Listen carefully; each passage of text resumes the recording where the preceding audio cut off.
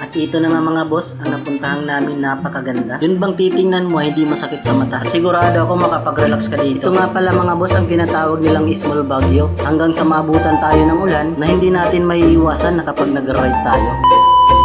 At habang nasa daan ay natatanaw na namin ang bundok na napapaligiran ng Pugs. Grabe, dito pa lang ay sobrang excited na nga namin na hindi namin may paliwanag ang nararamdaman namin. Ang dahil sa bundok na nakapaligid sa aming sobrang gandang tanawin. At pagunahan nga namin na ito ang bumungad sa amin, ang arko ng Infanta na sobrang daming mga nakatambay. At sa pagpasok nga namin ng Infanta ay nakaramdam na kami ng sobrang lamig. Na kahit makapal lang ang jacket namin ay malamig pa rin. At kapansin-pansin din ang mga Pugs na nadadaanan namin na sobrang puti nga ay parang usok na kapag tumama sa mukha mo mga boss ay sobrang lamig. At dahil bibihira lang tayo maka-experience dito ay susulitin na natin ang sobrang ganda ng lugar na to. At sa pagpatuloy nga namin ay napansin ko yung bundok na halos hindi na natin maninag ng dahil sa Pugs na kung titingnan mo sa malayo ay parang usok. At pagdating nga natin sa target na pupuntahan natin ay saktong dumating naman ang malakas na ulan na galing nga kami sa kabundukan ay diretso kami dito sa dagat sa Real Quezon. At habang naghihintay nga tayo ay ito inabot na tayo ng umaga na habang nagkakape nga tayo ay nakikita natin ang araw na dahan-dahang lumalabas at nakakagan nga sa pakiramdam na nakakalanghap ka ng sariwang hangin. At ito naman ang itsura niya kapag mataas na yung sikat ng araw. Mawawala talaga ang pagod mo na kapag nakakita ka ng along naglalaro sa mga mata mo. Na talagang sulit na sulit ang pagpunta namin dito. At dito nga ay nagbabiyahe na naman kami pauwi na simula dito ay nakikita ang bundok na pinanggalingan namin. At dahil nga sa sobrang ganda ay hindi nakakasawang balik-balikan. Yun lang mga boss, stay safe and ride safe. Yun ang pinaka-important. Kita-kits sa next video. Bye-bye!